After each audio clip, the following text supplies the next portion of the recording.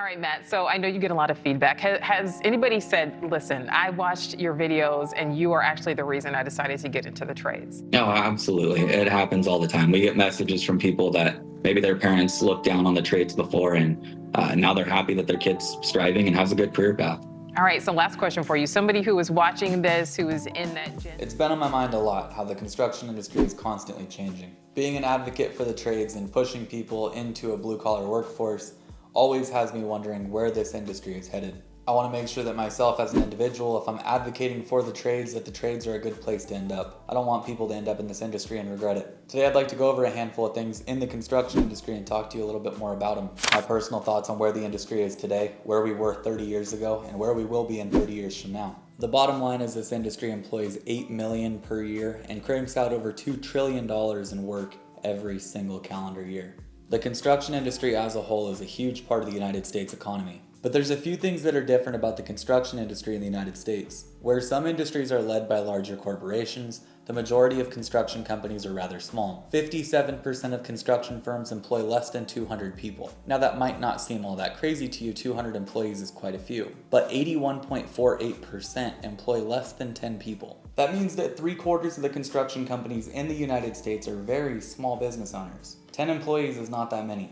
My fear for this industry is the skilled trades gap that we've talked about many times now. We have way too many open job positions. We have a huge housing crisis that makes it so that most people can't afford a home. That means that 3/4 of the construction companies in the US are small business owners. That's much different than the tech world where most people have 400, 500 employees and they're worth 400, 500 million. A lot of these people are just like you and I. Now the issue that I see in the future and right now is a skills gap. We have very few people entering the trades and we have a whole lot of people leaving. I think we're gonna run into a big problem here soon, and I know we've already ran into it a little bit as far as finding and retaining labor. Homes were much simpler back in the day. Beautiful little places in here. But let's talk about one of the issues and how it's only going to hurt us more as the years go by. In 2022, the average age of a construction worker was 41, and about 45% of construction workers were older than 45. And that's according to the Bureau of Labor Statistics. In 1986, the average age was 36. Now that might not seem like a big jump. We have a 5-year difference. But what it's telling us is that people are now sticking in construction longer than they have to, and the younger generation simply isn't coming in.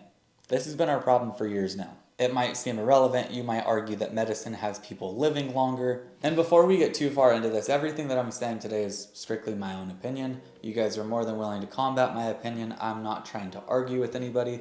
I'm just putting out statistics and talking about the issues that I see in front of me with the connections that I've got and the network that I've got. If you'd like to, share your opinion in the comments down below, even if it goes against what I say. I would love to hear your guys' side of things and what you think. The bottom line is that the construction industry as a whole is aging, and we lack the youth that's going to fill those shoes. Now, I'm not basing this just on statistics. This is also off of what I've experienced in the field as well. I got started in the construction industry back in 2012. I've been in this industry, I've built homes in this industry for the past 12 years, and I've seen a lot of people come and go, and I've worked alongside a lot of people that back in 2012 were in their 30s and now they're getting close to 50. Along with that, with the network that we've built out here on social, I am practically only friends with other industry professionals. So when I say that I've heard the same thing over and over from everybody saying that they can't find labor, they can't retain labor, the young people don't want to stick around, there's got to be some sort of truth to it.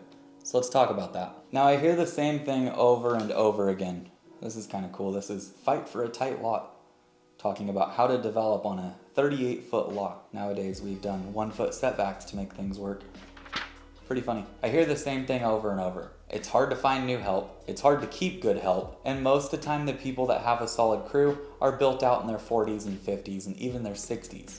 These people aren't young. Most of the people that I know that have younger crews have a very hard time with retention. Employees come and go, there's a lot of turnover, and they're constantly struggling to find new people to fill those shoes. This leads me to ask you though, with an average construction worker age of 41 and nearly half of our employees in the construction industry being over 40, what's going to happen in 20 years when the people that are 40 and 50 now retire, leave the industry, and we don't have enough people coming in? Based on statistics and surveys, for every 4 people we have leaving the industry, we have 1 coming in. With all that said, I want to share my thoughts on why this is happening. I want to share my thoughts on why the construction industry as a whole seems to have fallen, where we're at now as an industry, and where I think we should be at in 10 to 15 years. My favorite part about these old magazines is looking through the tools section to see how much stuff cost. From Porter Cable, we have a 3 1/4 5-speed plunge router for $279. A 10-inch slide compound miter saw from Milwaukee was $589. The super sawzall variable speed was $174. Pretty cool stuff.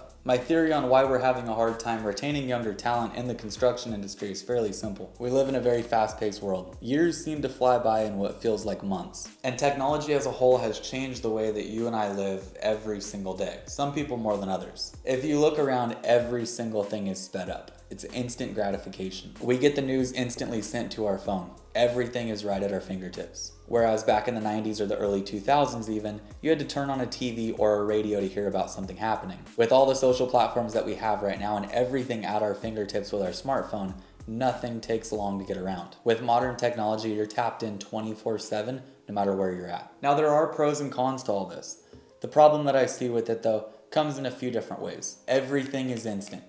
Think of food, for instance. We have Uber Eats, we have DoorDash, we have all these services that can practically get you food wherever you're at, no matter your situation, in a good 30 minutes. That's instant gratification, instant satisfaction. Now, a lot of the times these days, people are looking for the instant satisfaction. They want things now. They don't want to put in a lot of effort for them, but they want things now. That's why companies like Uber Eats, DoorDash, and the other delivery services do so well. They are striving off of people not wanting to put in the footwork to do a simple task. Now, whether or not either of those are a smart financial decision, I won't comment on. If you use those apps yourself, I'm not going to judge you. Now, you might be saying, Matt, why are you talking about Uber Eats? Why are you talking about DoorDash when we're talking about the construction industry? As a whole, one of the most common things that I hear across the board is that people want to move up to a journeyman level.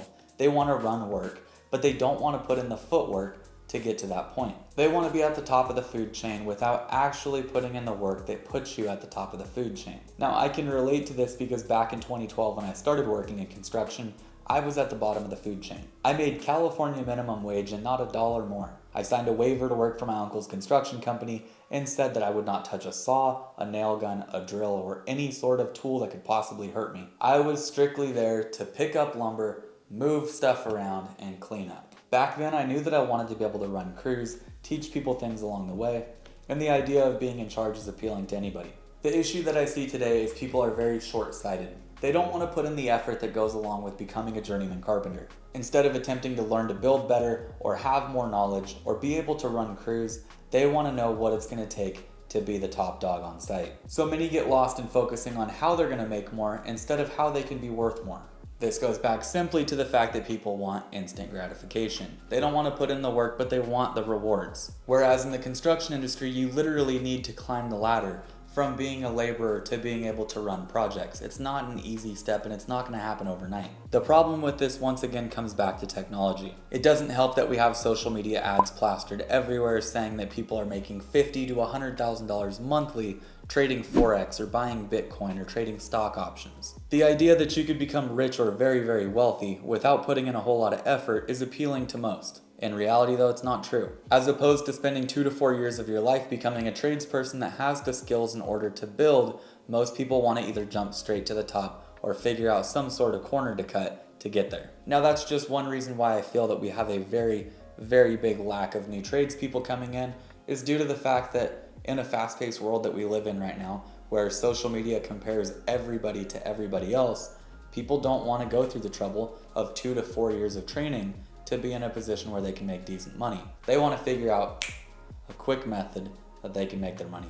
Now, speaking of money, the next reason I feel like the construction industry is having a hard time right now is due to the actual pay grade itself. 81% of construction companies employ less than 10 people, right? These companies often have a hard time paying benefits, 401ks, and other perks that most bigger companies are able to provide. This is a double-edged sword and a huge problem for our construction industry. The issue we face right now in the United States is what we call a housing shortage. We don't have nearly enough houses for the amount of people that we have here. We're about 2 million units short, housing units that is, of being on good terms again. The issue is that developers are set on making money, which ultimately brings the cost of every single trade down to where they can maximize their profit. These companies don't develop homes to lose money. This makes it a race to the bottom for the majority of these people that are bidding on the subcontracting.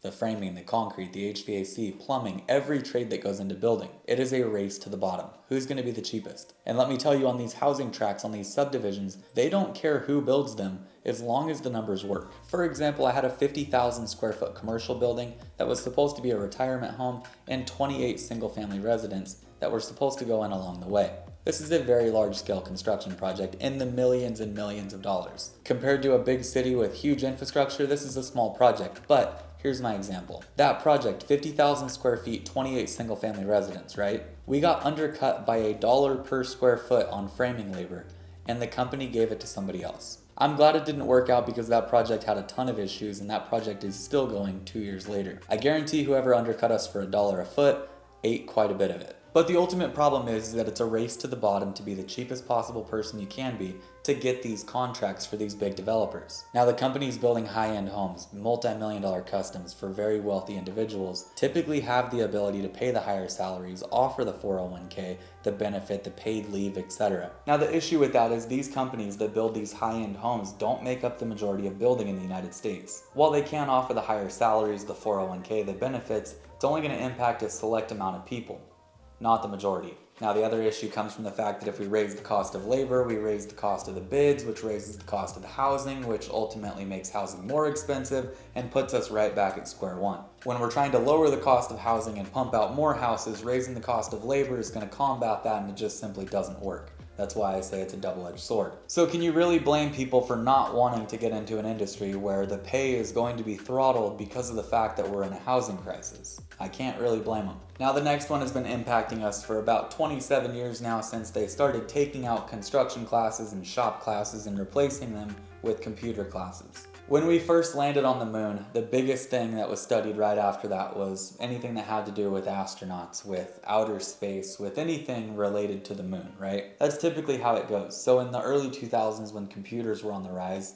everybody started implementing them into their businesses, their lifestyle, their homes. That was when a lot of things shifted in public school. The welding classes, the shop classes, the woodworking classes, all these got their funding cut in order to buy computers to bring that into the school system, which is great. We need that. That's what's helped us develop the technology that we have today. While computers may have blown up and become a huge part of our society, construction hasn't shown any signs of slowing down whatsoever, and it's still a huge part of our infrastructure today. Therefore, cutting the funding on the hands-on blue-collar paths to implement the computer paths seemed to be counterproductive, considering now we're in a position where we have way too few houses, we don't have enough people in the construction industry, and here we are talking about it today. Instead of cutting the funding to construction and funding the computer classes, if we could have just simply funded both of them, then we'd probably be in a different position today.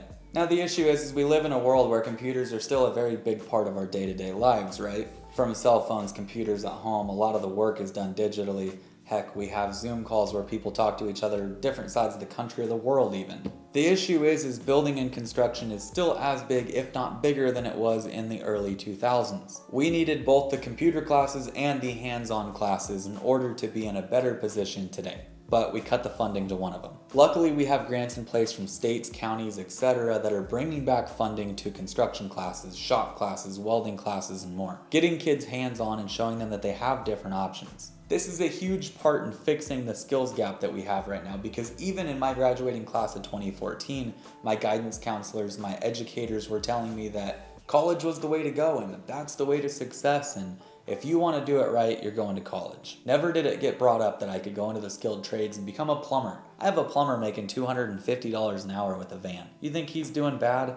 He's doing great. The reason that I push so hard for the skilled trades is because of the fact that every road we drive on, every light switch you flip on, every toilet that you flush, every sink you turn on, every hospital you've been in, everything has been built by the hands of blue-collar people around this country. That alone is enough to say that this industry is pretty damn impressive. Now, why do I advocate for the skilled trades? What is the purpose? Why is it a viable option? A career in the trades allows you to have a set of skills that you can take nationwide, even worldwide, and allow you to work and make money and make a living. If you can frame in California, you could frame in New York, you could frame in Florida. Things are going to change structurally, but for the most part, it's the same as riding a bicycle. If you can ride a 20-inch BMX bike, you can likely ride a 26-inch mountain bike. You get the point? And I've said it for years, the American dream is home ownership, and the fact that we can build that, those of us that are in the skilled trades, we can build that, is incredible. It's the same as being a mechanic and having car troubles. You'll be able to take care of those things. I've replaced the roof on my wife's grandparents' house. I've swapped water heaters for family members, patched in random holes, and fixed baseboard. I have fixed countless odds and ends for people, all with knowledge that I've gained from this industry. Now, the idea that blue collar is lesser than white collar has, in my opinion, faded out. I know a lot of people that are in the white collar workforce that have transitioned out into working blue collar. They're now electricians, they're plumbers, etc. I'm hopeful that over the next couple decades we can make a continuous change and hopefully see more younger faces in the industry. The bottom line is we need less people that are trying to go viral on social media and create these overnight success stories, and more people out there swinging a hammer and becoming electricians, plumbers, HVAC techs, and more. If there's anything you'd like to add to this, drop it down in the comments below. Looking forward to hearing from you guys. This is a huge problem in the United States. We have a major labor shortage because for decades now we've told kids that the way to success was through college. Just recently I had the opportunity to speak on Fox Friends, Fox Business, and a couple other major news outlets to talk about how we're attempting to make the construction industry look cool again. While I don't think that I'm attempting to make construction cool again, I do think that we're trying to show people that are younger that they have a viable career option without attending college. I've been an advocate for the blue collar workforce long before I was even in it. My grandfather, my great-grandfather, my dad, they've been in this industry for a long time. It's how my family's made a living. The industry is constantly changing. We have a struggle getting new people into it. We have a major shortage of housing, and work is booming everywhere. We have to figure out a way to positively spotlight this industry and show the younger generation that it's a viable career path. There's a lot of changes that need to be made. There's some things that could be a little bit different, and I think we'll get there over time. If you guys have made it this far in the video, just know that I do appreciate you, and while this may seem like a rant, it's more so an open door to a conversation that has been needed in the construction industry for a long time. Looking forward to hearing what you guys have to say. I'll see you guys next time.